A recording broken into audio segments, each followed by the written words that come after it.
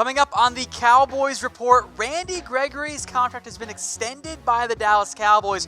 What does that mean for a possible return for Gregory as soon as 2019? Speaking of defensive ends, should we be panicking about DeMarcus Lawrence? Maybe not full-on panic, but there are reasons to be concerned, and we'll stick with contract talks as well here. Are the Cowboys going to pay Dak big money, and more importantly, should they do so? All that and more coming up here on the Cowboys Report.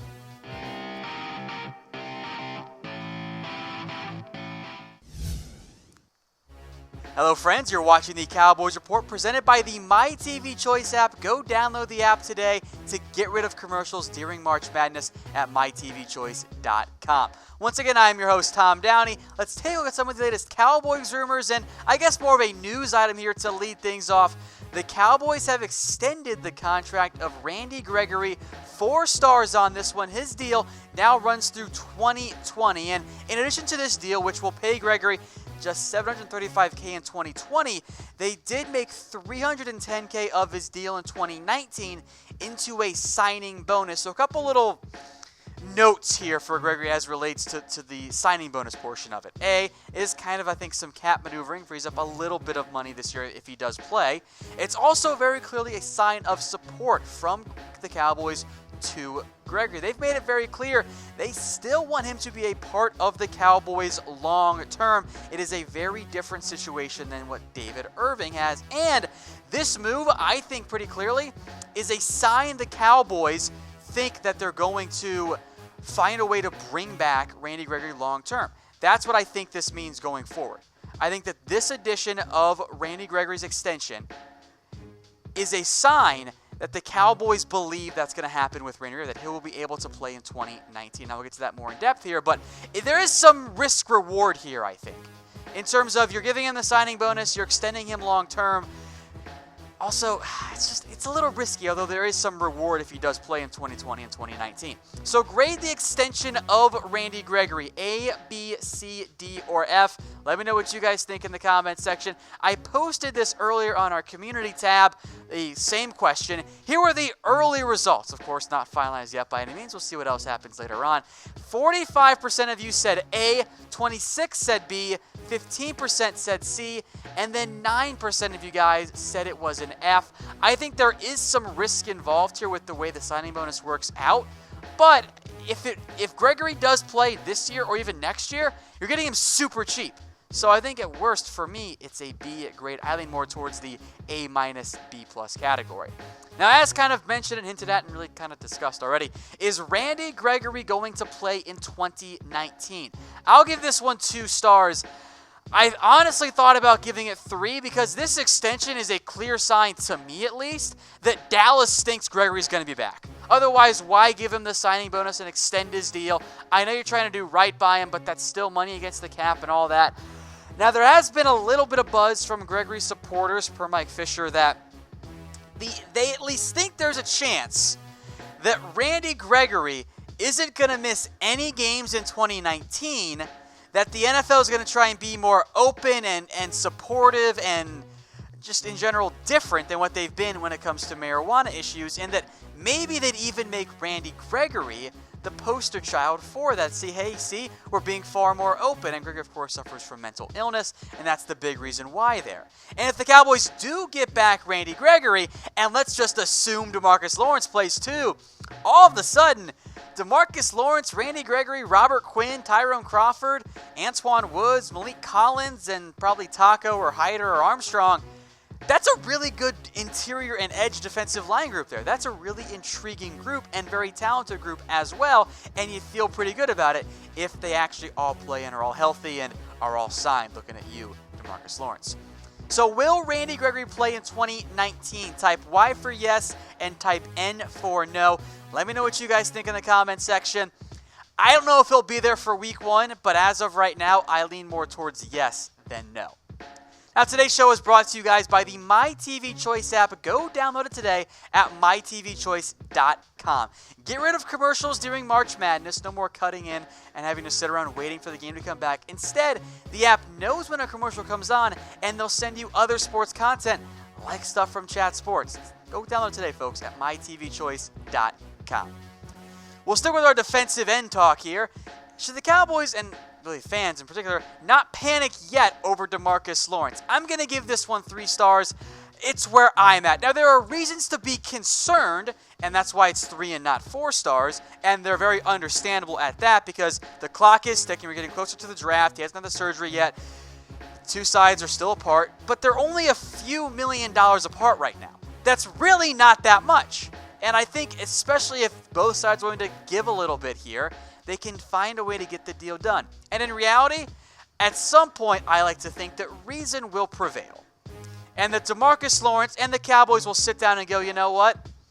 We need the other one. Because if DeMarcus Lawrence wants that big long-term deal, the Cowboys are the most likely team to give it to him right now. Because free agency is pretty much over for the most part. And the Cowboys, if they want to win in 2019, DeMarcus Lawrence helps you do that. Now, Lawrence reportedly wants 22.5. By the way, I do like how on Twitter, we've steadily upped the number every day. Now people are tweeting at me, why does DeMarcus Lawrence want $23.5 million? And I'm like, that number's never been mentioned. We're just going to keep growing it until we get $500 million at this point. Now, there was the report that he wanted like 23. I think in reality, either way, it doesn't really matter that much. The Cowboys offered 20, Tank's in the low 20s as well. So find a way to get the deal done. Now, I don't like everything DeMarcus Lawrence has done. I don't like allegedly being willing to take 20 and then going up. That's not how contracts work. And from the Cowboys side, I also don't like how they lowballed at 17 and now up to 20. Again, I think something in the range of $21 million is the right number for DeMarcus Lawrence. And in the end, both these sides, both Tank and the Cowboys, are better off getting a deal done. The Cowboys want to win right now. Tank wants to get paid. I think they need to put their little differences aside right now and find a way to work out a deal around 22, around 21 million. Somewhere in that range should be enough to get it done. Now, what should the Cowboys do with DeMarcus Lawrence? Type P for pay him, T for trade, D for dump. Again, as I've made it clear, pay DeMarcus Lawrence. If you can't do that for whatever reason, you have to investigate a trade. Problem is, you've kind of hurt your window a little bit here. If you had worked this out earlier in the offseason, you probably would have gotten more back. Now, the value does go down because not that many teams have the money available right now. And the worst thing Dallas could do is dump him and rescind the franchise tag. That's just stupid because you are not going to be better off. And in reality, you've gotten the least amount you could have possibly gotten for DeMarcus Lawrence in terms of his actual value. Roll with some more money talk here for the Cowboys. Welcome to being a good NFL team. You got to pay guys a lot of big money. That also applies to Dak Prescott. Should the Cowboys pay him big money? 3 stars on this one. I've said it before. Maybe you'll listen to Roger Staubach just a little bit more than me, though, which is understandable. Staubach said, look, Dak's going to get a big contract. And he also said, by the way, that he thinks Dak Prescott is over-criticized by media, by fans, etc. Now, I believe that Roger Staubach is correct on both of these points. I think that, A, Dak is going to get paid. And again, get ready for the sticker shock. That is going to be a thing here for the Cowboys and Dak Prescott. You're going to see it real bad from the national media. The sticker shock is going to be real. But here's what Staubach actually said. Thinks Dak is a really good player. I agree. Going to get a big contract. I also agree. And then went on to say that there's more criticism than Roger thinks Dak deserves, thinks he's a really good football player. This is a big year for him. Everything Roger said is true. Now, that's not to say that all of the criticism is unfounded. There is definitely reason to criticize Dak Prescott. I have before. I know many of you have before as well, because we're not dumb. Dak is not a flawless player. Otherwise, we wouldn't be having this debate in the first place.